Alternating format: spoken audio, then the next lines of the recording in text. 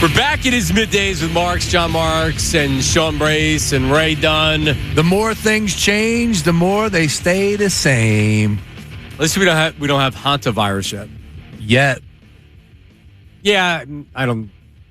They keep saying it's not a big deal. Yet. Yeah, you're right. All right, 76ers. What do they do? Romona Shelburne's coming up. ESPN 1:15. Her best guess at this point, which is still very early in the process. I don't think Josh Harris isn't stupid. We can question whether or not he makes good decisions or he knows what the hell he's doing, but he's not stupid. Bringing Daryl Morey back and running this back, and I'm not talking about a couple minor moves, would be stupid. And I don't think Josh Harris is stupid. But I honestly can't call it. I can't call whether Daryl Morey's getting fired or not. I don't know what Daryl Morey's saying to him. Yeah, I have no idea what the conversation is with the ownership to Daryl Morey, right? Like, at the end of the day, Josh Harris put Daryl Morey in place to run this operation, and he has, and I don't think anybody has had anything to say to Daryl. So now all of a sudden, when it's not going right, is this when Josh Harris steps in and says, thank you for everything you've done, but after 6 seasons, it's time to move on? Possibly. But again, I don't know where Josh Harris is at mentally. I don't know what he's capable of. If he fires Daryl Morey, that means he needs to speak on it, correct? Maybe he doesn't want to get in front of a microphone for whatever reason it is. Yes, he would have to speak. Yes, he would have to speak on it. And you know what? That's a great comment. Do you think that's not weighing on his mind enough to keep the GM of the team? Yeah, it could be. Run it back. Oh my God, dude! Save money. And I don't have to answer any questions that I don't want to? Okay, cool. Again, this is some real deal stuff, and he holds the cards because no one could shove a microphone. Yeah, I was asking how he gets to the game. Somebody couldn't even tell me that. Where does he enter? Wherever he's entering, people don't see it. Correct. Yeah, there's the player's entrance. Well, but I was told he does not enter there. Really? Yes. Because I was wondering, they helicopter him in or something? Well, that's where Ruben helicopters down to the Naval Yard, and then he'll get driven over. And I think they come in the side entrance by NBC Sports over there, if I'm not mistaken. And then that takes you right down. But, dude, he's the owner. If he doesn't want to be seen, he's not going to be seen. Clearly. Yep. All right, let's actually get a voice memo. This is from the Davis Honda text line. Here it is. The delivery driver, Akron, New Jersey. The Sixers are stuck with Daryl Morey. No other GM like Bob Myers wants this mess of a job. Come on, the Sixers are doomed. Well, he does want the job, right? Yeah, it'd be. Come on, there's only we know this. There's only 30 NBA teams, right? There's only 30 of these positions available. So when it comes down to it. Did he want the Mavs job, and he didn't get it, or is there an understanding this is his job? Yeah, that's look. I don't know. I would assume that there was conversation. He's a basketball guy. Wouldn't you rather have that job than this job? Absolutely. If Cooper Flagg. Yeah, but at the end of the day, Josh Harris brought him in with Harris Blitzer. He is almost a Sixer executive. He's been there this whole season.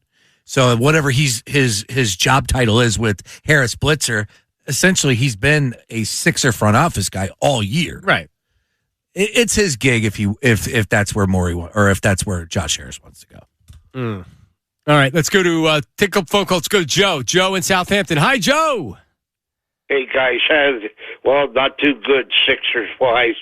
Listen, as far as personnel, Paul George should be ridden out on the rail. I don't want him, and they're going to have to do something about this bench too.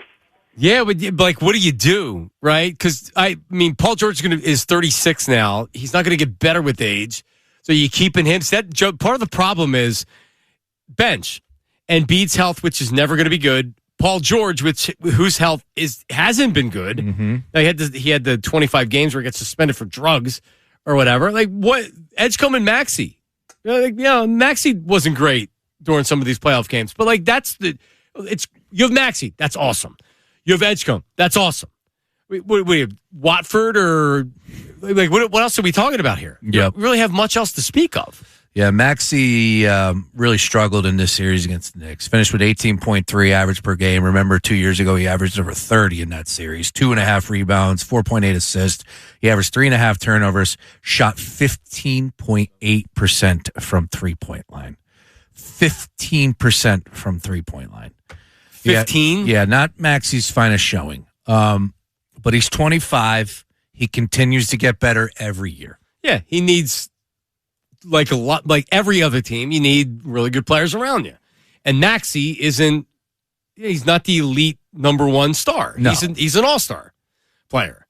Really good player. Yeah, man. Guy you want on your team. Really good positive attitude, right? Like, for everything that we complain about Joel Embiid, it feels like Tyrese Maxey on that side of the coin does everything the right way. But he's not an Ant Edwards.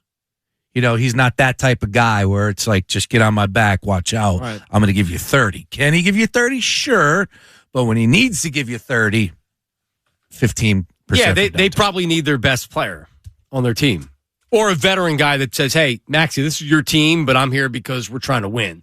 And he's able to put up 30 on any given night, but he's just not going to. I don't know who that player is, and I'm not saying that player's easy to get, right?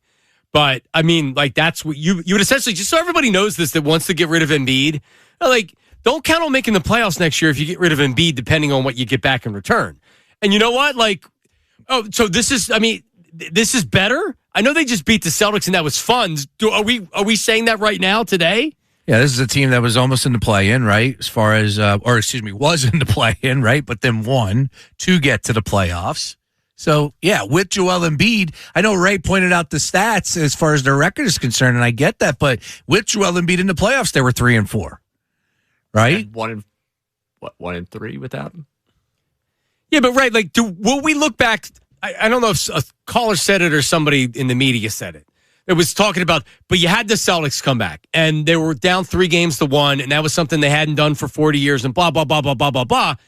Man, there's nobody that looks at this playoff this year as totality. There's nobody that looks at that and says, but you did have the Celtics. It's not making the NBA Finals but saying, hey, you won the East, and that's something you hadn't done. It's not making the conference finals and saying, hey, but at least you made the conference finals. You lost in the semis again. Yeah. I don't care how you got here. Yeah. I got you there. Is that how you feel? I'm not defending the season. I told you. Last week, I told you I didn't think it was a success. You think I'm going to say after a 4-game sweep to the Knicks, it's not a success? But is anybody actually saying that is my question? I'm sure there's people that feel like it was worth it because they hate the Celtics that much. Do they, though? Are those people really... Or that they're fishing for a moment for Embiid, and they want that to be the moment. Yep. Tomorrow, maybe we're going to have where we just have like a segment where we devote it to Embiid fans that want to keep him. They have to call in and explain why.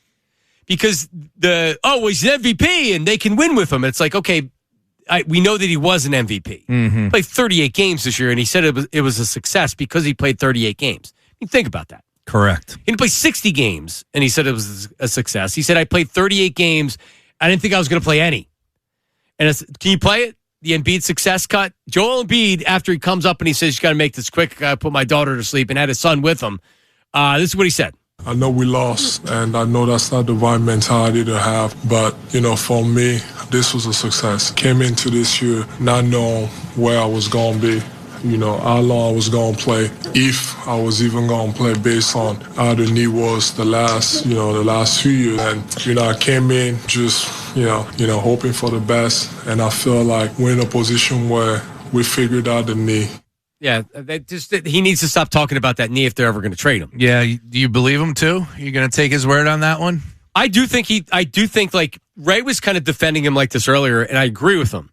In his head, which isn't our head or a lot of other people's heads, he didn't even think he was going to be able to play this year. So the fact that he was able to actually finish the season is a success to him because what could have happened is he didn't play at all. So from that standpoint, it makes sense why he would call it a success. Is that really where we are? That's a success? For him, it is. That's a problem. For him, he sees the light of his career continuing, which I don't know if he had that light a year ago. They competed. They beat Boston. They made round 2. That's all success for Joel Embiid. I'm not there. I'm tired. Like this team hasn't won anything in forever. They haven't been to a conference final in forever. When we just went over the numbers as far as all the teams in the last since 2018 have made the conference finals, Over 18 different teams that made the conference finals in either the East or the West. We could be up to 20 if the Pistons or the Spurs get there. That would be 2/3 of the league have gotten to the conference finals since 2017-18. Of course, the Sixers are not one of those teams. No. You got Michelle Beadle. Sean's playing audio during the break. Michelle Beadle's mocking us. They're killing us. And I can't say anything about it. I don't know why Knicks can get tickets so easily and it becomes that easy. Is it because our fans suck? I don't know. I mean, if I'm a Sixer fan, am I going down do I still have my tickets? Stu Gatz wants to move the Rocky statue, John. Is that what he said? Yes.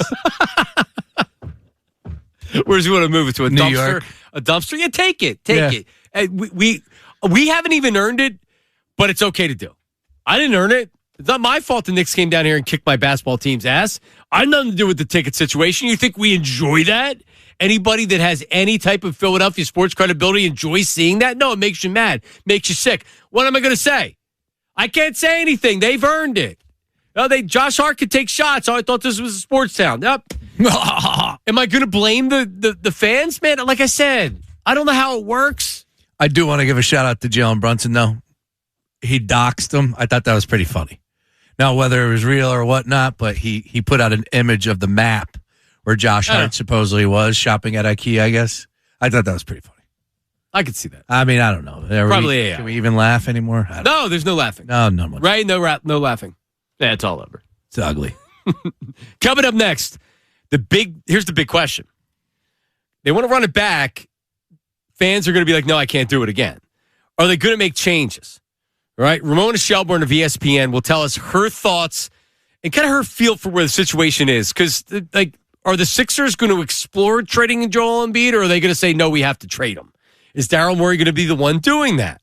And by the way, the relationship with Daryl Morey and Joel Embiid, can that really coexist? I mean, geez. A lot to talk about Romona coming up next. Don't go anywhere. Middays with Marks, with John Marks and Ray Dunn.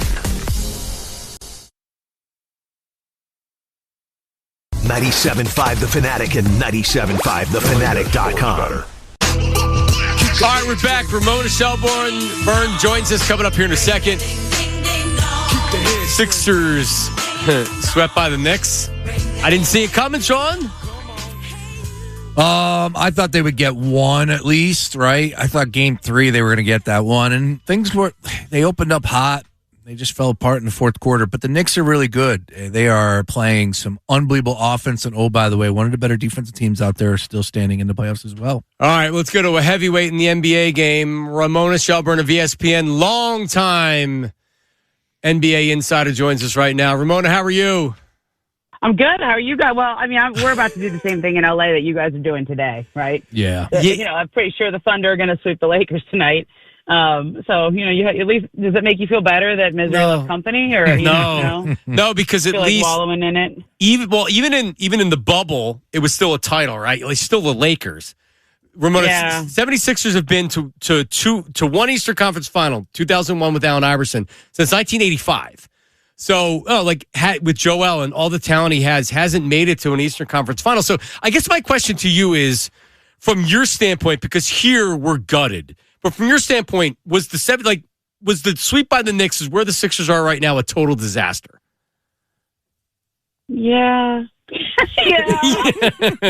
I mean, it just. I thought, especially because it was at home. It's not like the first two were at home and then the second two were in the Madison Square Garden.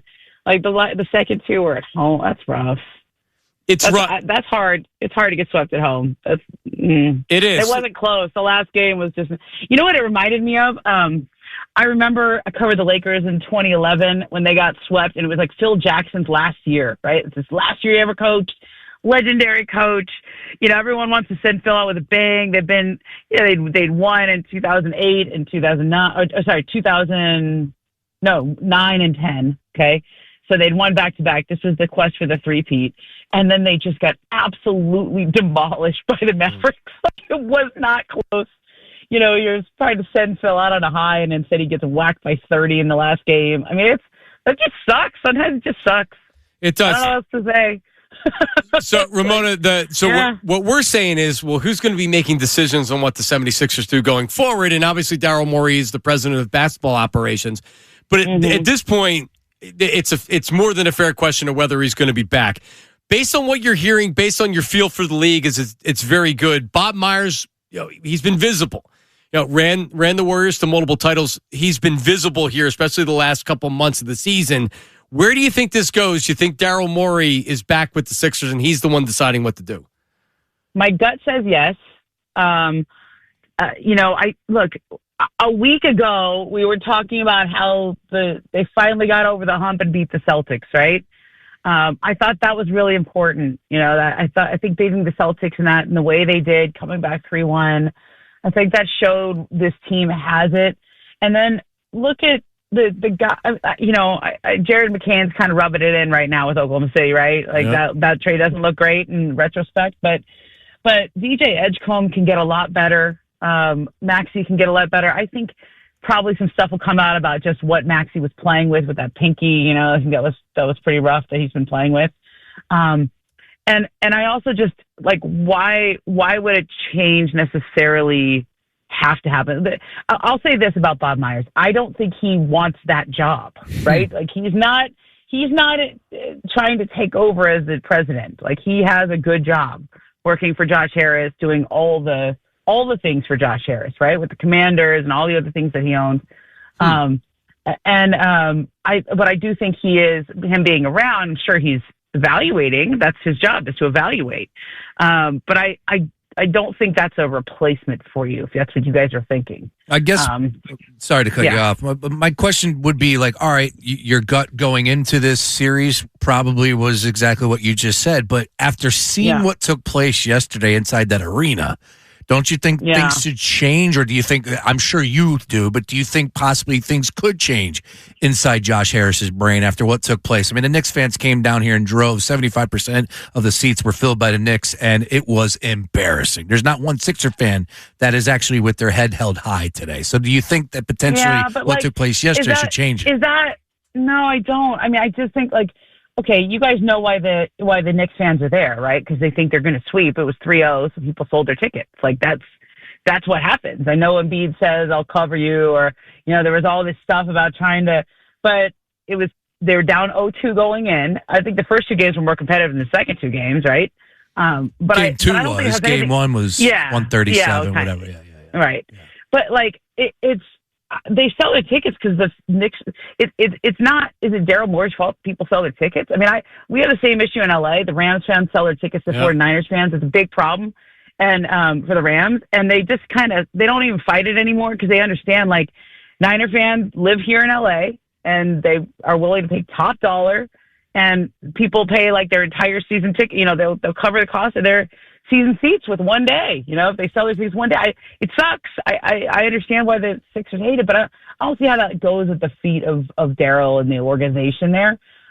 Certainly not Nick Nurse. I just think it's more of a personnel standpoint, don't you think? I mean, it's sort of your team is built around Joel Embiid. He hasn't been healthy or been able to stay healthy. You got to give him a ton of credit for coming back as fast as he did from that appendicitis. Most people miss 3 to 4 weeks. He was out. What was it? It ended up being 2 or 3. Right. Definitely on the short side of that. He's dragging his leg around out there. Now Maxey's kind of the face of the franchise, but you got to figure out how to do this roster better, and it's top heavy. It's what we've learned all over the league. When you have a top heavy roster and you don't build out on the margins well enough, this is what happens. And I think they ran into a Knicks team that's kind of, on one right now. It seems like them and the Thunder are the two hottest teams right now. They're just kind of cruising through the playoffs. Ramona Shelburne from ESPN joins us. All right, so you mentioned Joel Embiid, and I don't know if the Sixers would have a choice, but the tough part about being a Sixer fan, because remember, Ramona, we've been here when they were losing on purpose with the process. Now we're waiting. We're waiting for it to kind of pay off, and going through another year of the various Embiid injuries, and it's not even just the knee anymore. I mean, geez, this year, like you had said, he had an emergency surgery, but he's had Bell's palsy, he broke the orbital bone multiple times. So to run it back with Embiid and try it again just seems like we're so tired of it already. So would you say that the best case scenario next year is that Daryl Morey's back and they bring back Embiid and they try to do it again? Yeah. Sorry, I know you want to hear something different. No. I mean, look, if you're gonna, okay, because what you can't really move Embiid. I don't see how you could try. He makes so much money. There's such a long-term commitment there. It's almost blasphemous to even talk about it because he's such a good player when he's healthy. I think they very successfully pivoted to being Tyrese Maxey's this team this year. And whenever Maxey's, health issue comes out at the end, I mean, I know he was playing with a pinky thing. I think it's worse than you realize, or he would even say, right? But I think they shifted some of the emphasis off Embiid so that they weren't so dependent on him. But you have two aging stars in Paul George and Embiid that can't stay healthy. But I thought Paul looked really good at the end of the year. He has not been able to justify the contract that he signed a couple of years ago. It's through injuries, through the suspension that he had. Like, that's been disappointing. I know he had a good series against the Celtics, but it was, this is 2 years now, right? So I understand where you guys, would feel about it. I don't know. Maybe you could move Paul, maybe, because he doesn't have as long on his deal and he's still a good player. I don't see those guys being movable. And remember, you can't trade somebody without taking the equivalent money back. Yeah, you don't want bad contracts back. What do you know about the relationship with Daryl Morey and Joel Embiid? We know it was strained, and this was even talked about in the playoffs. What do you know about the relationship? Yeah, I think they go through ups and downs, right? Listen, you guys saw Daryl and James Harden, right? So I don't think anything could be that bad. I think that both guys were under a lot of pressure. And so when something doesn't go exactly the way it should go, people get mad and in that moment. But I think Joel is a grown-up, and I think he gets past things. And I'm sure they'll have to have some conversations, right, to kind of sort through it. But I think it's the heat of the season kind of stuff. I don't think this is James Harden looking into the cameras. I don't think it's anything like that. And I think it's absolutely solvable. And I'll tell you what, Joel Embiid should be very appreciative about Daryl Morey because of the 3-year deal that is just about to kick in this next upcoming season. I mean, he's under contract to 29, right? He got him right? Paid. He got him really, and he believes in him. I mean, that's the one thing I think that people understand about Daryl, and he does the metrics, the analytics, et cetera, and he understands, like, if things all go right, if he's healthy at the right time and everybody's healthy, and the matchups go right, he looks at everything. You have to see how he looks at everything. What's the percentage chance that your team has to win a championship? And I think this year's team was one of the best percentage chances that he's ever had. I'd have to ask him that, but I remember having that conversation at one point. And I think, just in terms of what they have on paper, and then it's just luck, roll of the dice, matchups, injuries, timing, all those things, literally the way guys perform under pressure. Yep. Look, you guys saw Embiid out there. He was not himself at the end there. He's dragging his leg around. He's huffing and puffing. He wasn't in shape the way he should be because he was out for a couple weeks there. He couldn't, he's playing his way back into shape. Like, I think you have to kind of, same thing with Paul George, right? Like what you saw in those flashes, like if they could all get together. Now, I know how you feel right now. I really do. I don't know what to tell you other than it's a hard straitjacket to get out of. Yeah, right? Don't make it worse. Romona, you have the tone of being like, I'm really sorry. I just don't know what I can do about it. And it's so true because you're right. Yeah. The most likely scenario is Joel Embiid's going to come back and he's going to be injured. It's going to be the knee. It's going to be other stuff. And then if we're lucky enough to make the playoffs, we're probably ending again the same way next year.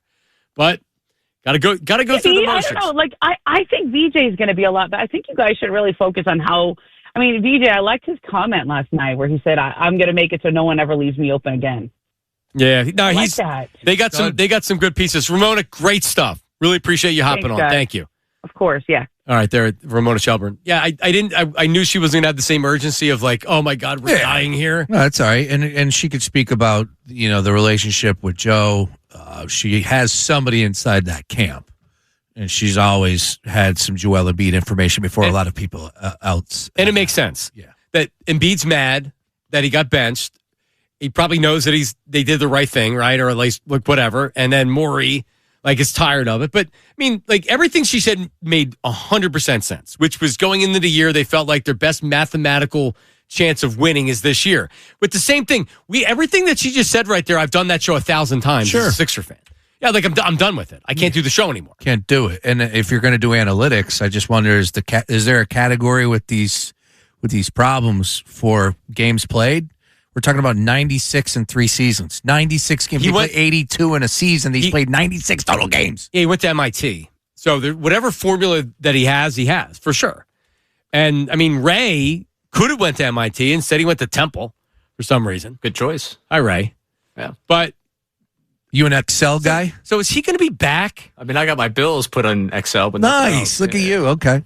Financial planning. Sean, could you teach me how to use Excel? Because I need. I have an Excel for Dummies book that I think I read a chapter in. Maybe is that like a career pivot day? That was like 20 years ago. Yeah, sure. So Romona said 2 things very interesting there. One, her gut says here's why Daryl Morey's back, and everything she said after that made a lot of sense.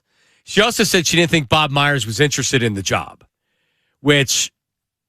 I mean, I don't know if I totally agree with her there, but I mean, I think he's interested in getting Daryl Morey out and having control over the Sixers and then doing all the other stuff that he wants to do with the entire company, which would justify making a ton of money.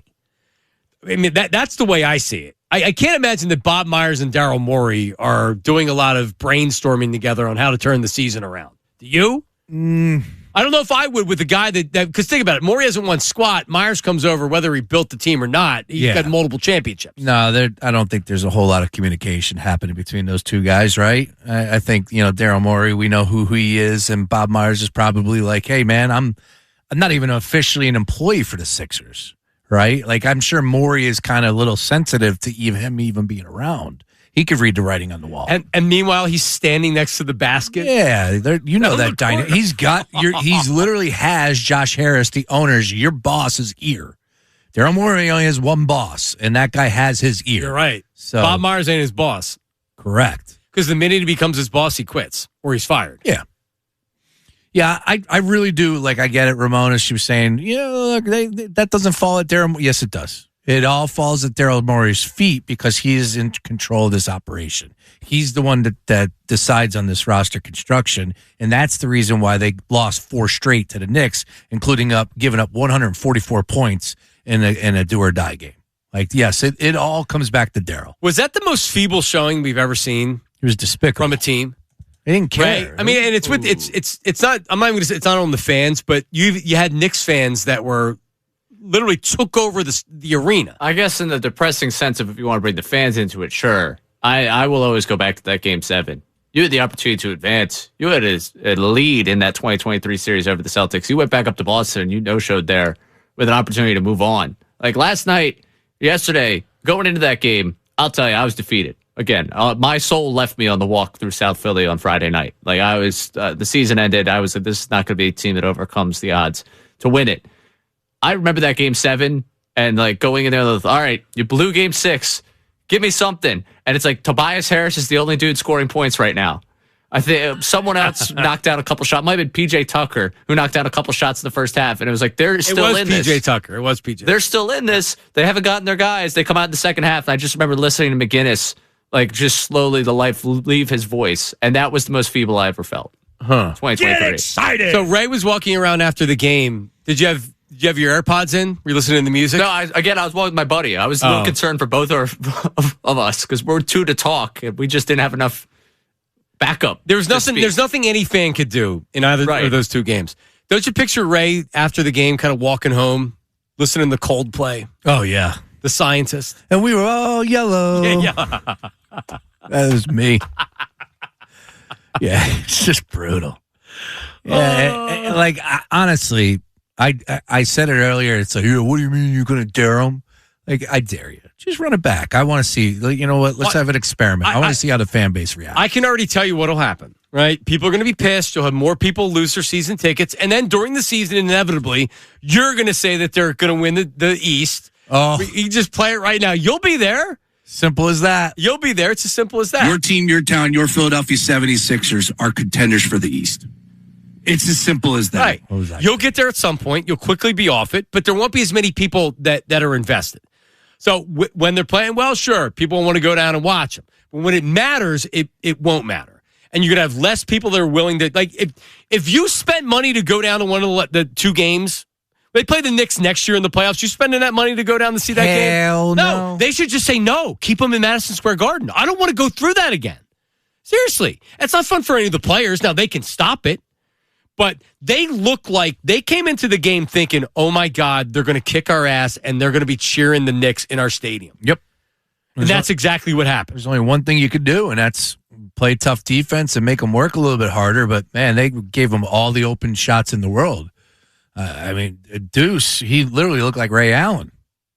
He sure did. They hit 25 3-pointers. Yeah, That's insane. The Knicks are – now, I'm going to say wait till – because they've lost in the semis.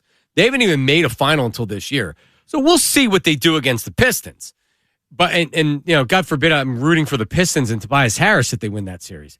But, I mean, I don't – like. Are they capable of giving the Oklahoma City Thunder a run? The Knicks? I hope not. They're a hell of a lot better than the Sixers are, that's for sure. No, let's let them do that first. They made the finals last year. They lost to the Pacers. Yeah, this is the second straight season for the. I looked at their. Yeah, you're right. They lost to the Pacers 2 straight years. The season before that was in the second round. Yes. Last year, Halliburton was the Halliburton jersey or whatever. They're a great team. They are running hot right now. They're playing great defense. They got depth. Mike Brown's a pretty good coach in the grand scheme of things, and Jalen Brunson is an absolute star. I guess that's what I'm asking is how do you look at that and say, yeah, let's run it back?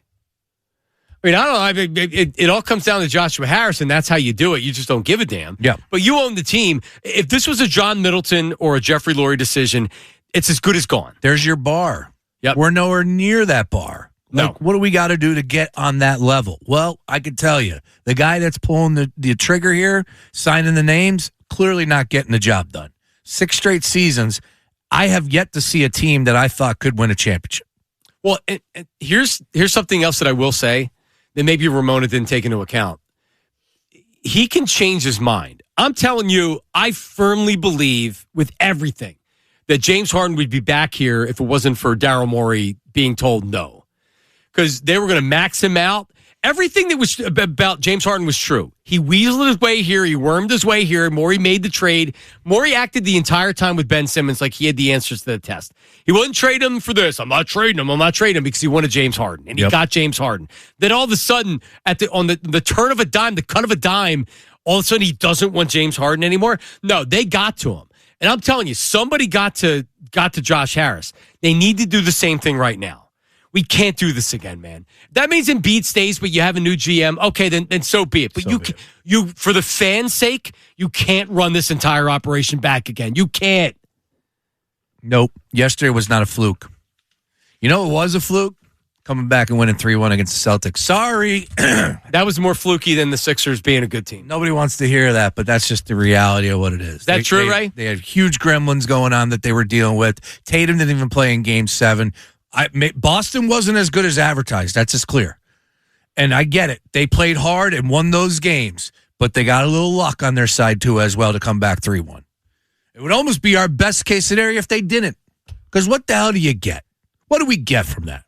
Did you get anything? No, just hang a banner? Just more heartache. That's it. No, I had this argument with a former coworker a couple of years ago where it's like, no, like the Sixers haven't brought me any joy. They haven't. I don't look at the game 57 during the regular season where it's like, yep, Sixers are 20 games over 500. Nobody cares about that now. Has it been like it's been fun at times? They've had some success, sure, but we're at the end of that now.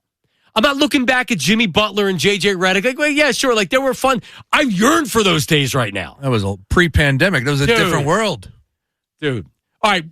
As we have, and we're going to do a good segment coming up next. Like, where are we right now with everything? Oh, no, we got a break, so we had the longer break. All right, coming up, an iconic Philadelphia moment, the 20-year anniversary of it. YouTube chat recap. That's coming up next. Middays with Marks, 97.5, The Fanatic. Middays with Marks, with John Marks and Ray Dunn.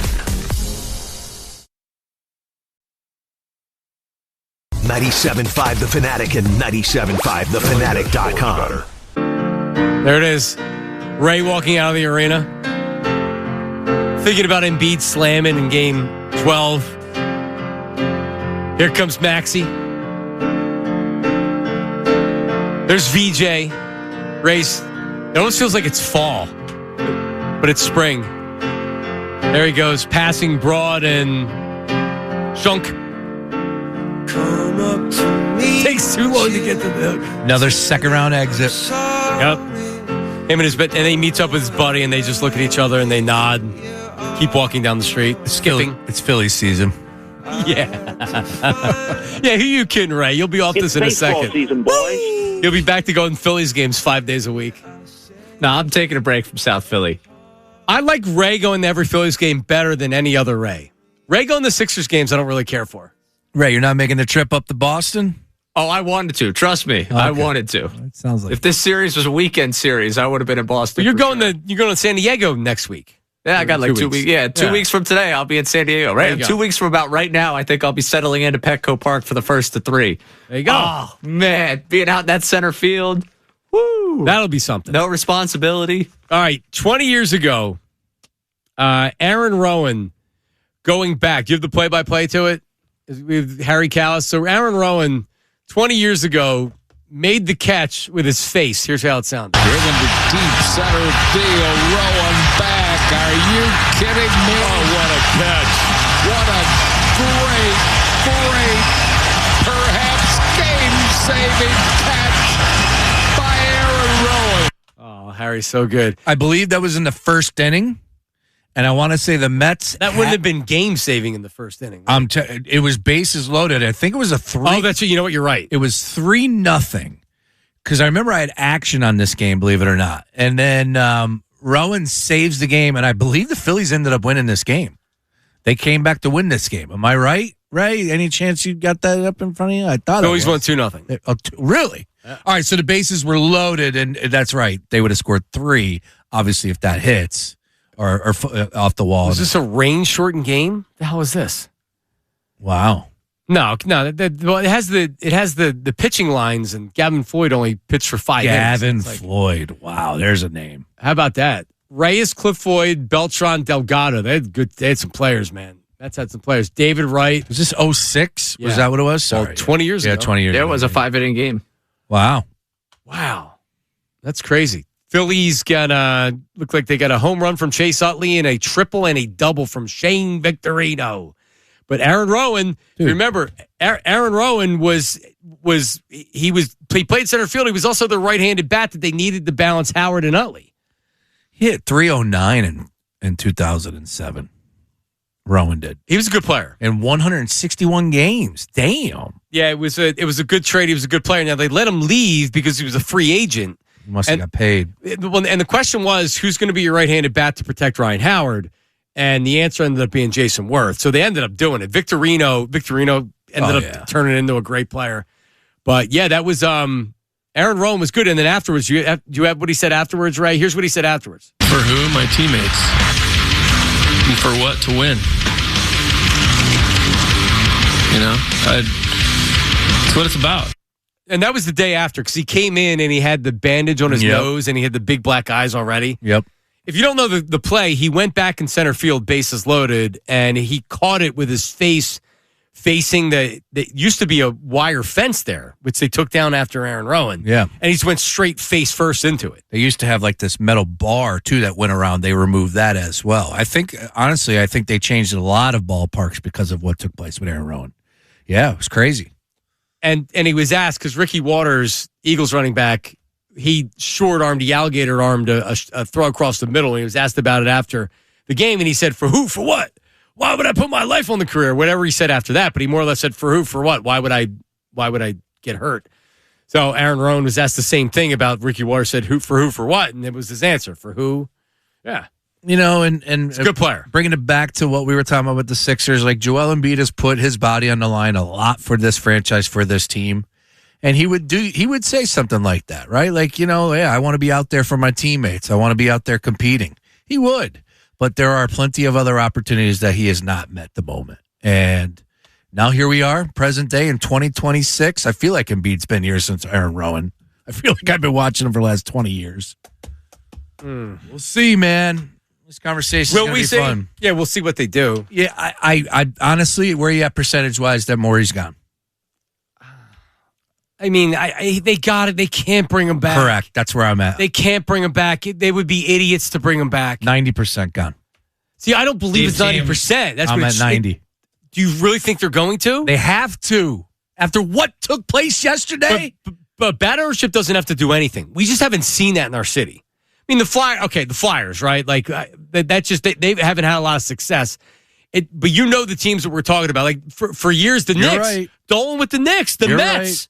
Right. Yep. The Commanders with that loser owner, right? Like, when you have bad ownership, you have bad teams. And they don't have to do a damn thing. That's it. That's what I'm saying. Like, I don't think Josh Harris is a bad owner more than he just doesn't care about the franchise because he's not from here. And it's more of a business to him than the Commanders or even the Devils. The Commanders are poor. I mean, are they poorly run? You're starting to see some internal stuff that don't look all that great. They were supposed to have a better season last year, that's for sure. He trips over the bar that was set for him from before. Yep. I mean, that's... He's getting new stadiums at both places, though. So it's like this dude continues to win as an owner. No, we'll see. We'll see what he does this year. Does Washington make the playoffs this year? Are they good again? All I'm saying is that I don't trust them. But it's fairly obvious to me, running this back with the same GM, players, and coach is a really, really bad idea. And if I'm a fan of this team and you're telling me we're going to try this again, hell no. Really going to try this again? Are you insane? You can't. I mean, you can't. But we beat Boston. It's time for the YouTube chat recap. What do we got, Ray? It's time for the YouTube chat recap. How about filling us in? Let me tell you something else, man. Watch us live on YouTube every single weekday. I can't lie. Let me tell you something. It's the Middays with Marks YouTube chat recap. Yep. Ever since the Sixers rejected Rodman's furry night, Rodman sabotaged the Sixers, if Bayless. Wait, what? For those unaware, the YouTube chat refers to Rodman as a furry. Yeah. As Sean Rodman. Sean Rodman, yes. APing today's program in for -8. Gotcha. Okay. Yeah. Is he a furry, though, right? Can you confirm that? I don't speak on another man's business. Okay. For you, I mean, he does go away some weekends. I'm not Do they denying coincide it. with conventions? I'm just letting him live the life he wants to live. Do you know what the furry thing is? Sean, do you really understand it? The furry? No. What is it? We get dressed up in the furry outfit and go to the conventions. Yeah. And people get turned on. Is Rodman a furry? It's the question. Not a furry, he claims. All right, what's next? Just squint your eyes a bit, boys. And that first round win against Boston won us a championship. Dawood. Well, I mean, it's not as good as the Phillies losing to the Dodgers World Series, but it's close. Seriously, what was better? Them almost beating the Dodgers, even though they won one game, right? Yes. Was that better than you think than the Phillies Celtics? were better? Absolutely. Man, I got to celebrate a series win. Yeah, but you know why? Sean's right. Well, I mean, what are the terms of the Phillies are actually a good team that lost to the Dodgers. The Sixers aren't really a good team. They got lucky to beat the Celtics. The Sixers are not a good team. But we got to tell Boston they're a bad team. That was like the Boston fans that have done you know what's more embarrassing now? Us losing. Yep. I'm enjoying that Boston thing. I can't enjoy much of this life. I'm not enjoying that at all. I'm not looking at that. You know why? Because the Knicks came down here and treated Xfinity Mobile Arena like Madison Square Garden, except louder. So you can have that win. I'm out. I mean, this seriously, the win against the Celtics almost means nothing right now. So what? You beat a team that was ripe to be beaten. I don't know what the hell was going on with them. They couldn't hit 3-pointers. Like, so what? You get swept by the Knicks like you do. I'm embarrassed. What's next? Is that Ronnie from the Jersey Shore under the hat there? Team Money. Is it you? Or what's he talking about? Is that me? I assume he's talking about you. You don't wear a hat. Do I look like Ronnie? I don't know what Ronnie looks like. Sure. I think my brother-in-law knows Ronnie. Oh, nice. Just like hang out with him. Nice. Yeah. All right. I'm a Pauly D guy. That's as far as I go. All right, I think that's all we can do, Ray. If there's one more good one. Ray is trapped in that studio in between Lloyd and Harry. Money Mar. There you go. I don't like how Money Mar's aligning with me when Money Mar's takes what Money Mar's takes. Yep. You know what, Ray? You and Money Mar can stay on that side. Oh. Yeah. That makes me happy. Yeah, isn't Money Mar the guy that said, you stay on that side when the Sixers win it all? The Sixers are the best of all time. Now what? Yeah, there you go. Because Ray doesn't know if he wants to blow it up. Doesn't sound like he does. Blow it up, Ray. You guys are blowing it up without any regard for human life from this one. Because that's what you do. Like a toilet on the 4th floor. Blow it up. That's what you do. Coming up next, Cole Rulo, Reggie Bo, and Phil. See you.